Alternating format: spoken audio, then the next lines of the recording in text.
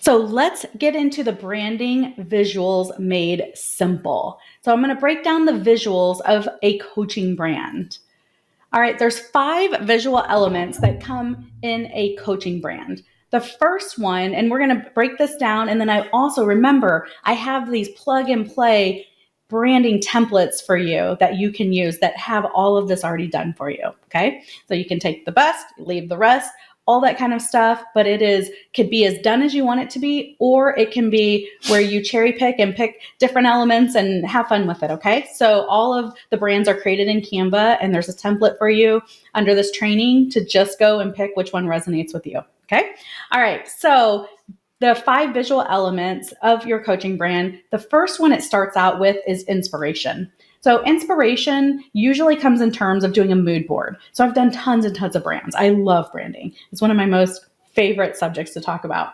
And you got to have your inspiration first before you can go dig in the rest and create all the different elements. So we usually use a mood board, or you can pull together like a collage of images or items, even physical items that capture the vibe that we're going for. This helps set the tone for the brand. And a lot of it could be colors, it's all that kind of stuff, textures, all that.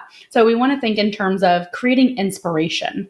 All right. And usually it's through images. However, if you think of I like to look at businesses from other industries and see, oh, how can we bring that into the coaching industry? Or how can I just love business and I always break it down. So I think in terms of inspiration from interior designers, right? So when they're going and putting together a room, they're creating a mood board. And a lot of the times there's actually physical fabrics and things so that they can show their clients. So think of the first step in creating your coaching brand is about getting inspired and pulling together inspiration, okay? And starting with usually what's the mood board, okay? So we have our images, we have our inspiration. Then the second thing from that, you can take a look at it and find colors. So these are your signature shades. This helps make your brand instantly recognizable.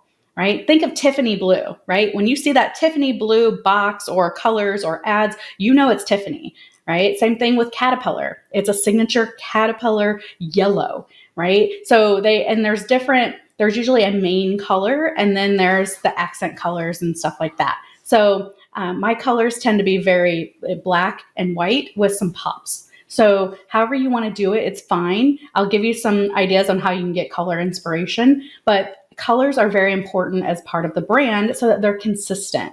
And what we're doing here is creating a branding system, okay?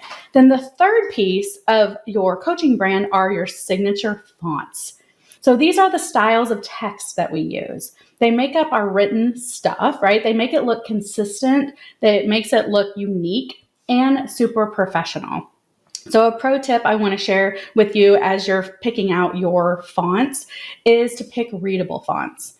So they tend to think of what you would look at in a book or in a magazine and stuff like that, how they show up on your website versus how they would show up in printed material and stuff like that. So we want to have readable fonts. I like one font to at least be pretty common, so we're not having to download fonts everywhere and stuff like that. So usually I play with 3 fonts, like a serif, a sans serif, and then some accent font, but make sure it's readable, okay? And the fourth element of your coaching brand is your logos and your submarks. And I say logos because sometimes we have a main logo with another logo, that kind of thing, a black and white logo and a colored logo or a white logo, however you want to think of it. So your logos and then your submarks. And submarks are simply a visual representation of your logo, but in a more concise, different way to display it. So I'll have examples of submarks to show you, but it's just this little something. Think of it like maybe an emblem, or if you were doing like an embosser or something like that, just having that little submark can really make you stand out and be professional. So actually on this slide, the TB at the bottom is a submark. That's an example. So logos and submarks are our main visual identifier. Think of it as our brand's face in the crowd. And I know a lot of people think of branding, you think instantly of a logo, but it really does pull in these 5 visual elements together. And then the next thing, the fifth one, is really about elements and textures.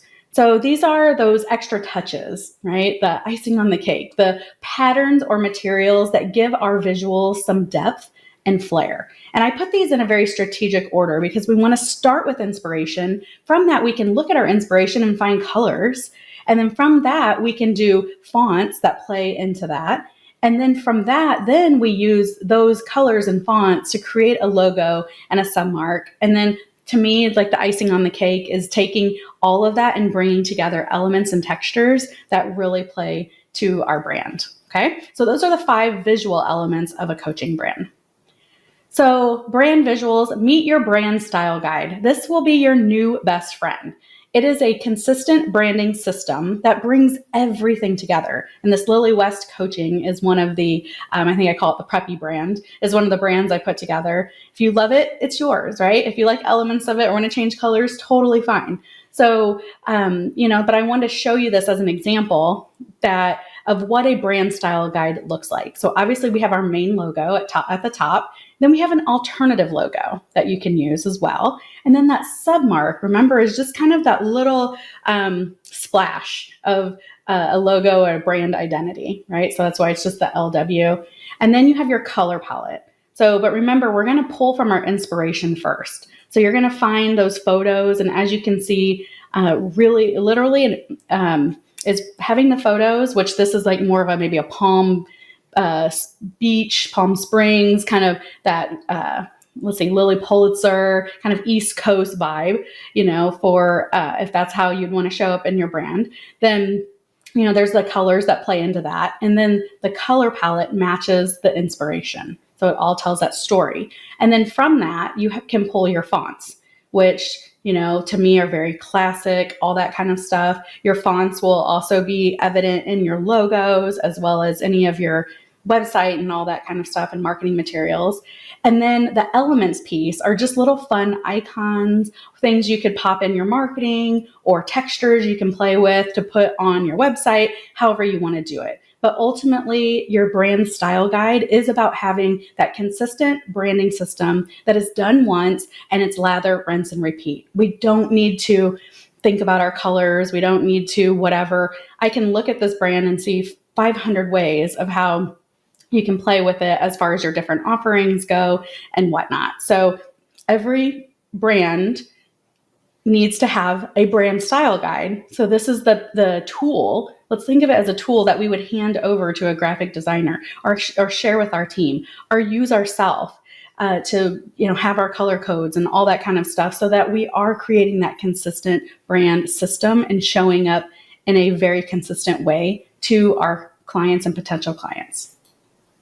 All right, so up next, we're going to do brand visual inspiration. So that Lily West one was one example. I'm going to, and you may love it. You may be like, that is so not me. That's totally fine. I'm going to share how you can go get brand inspiration for your visuals in a very fun way.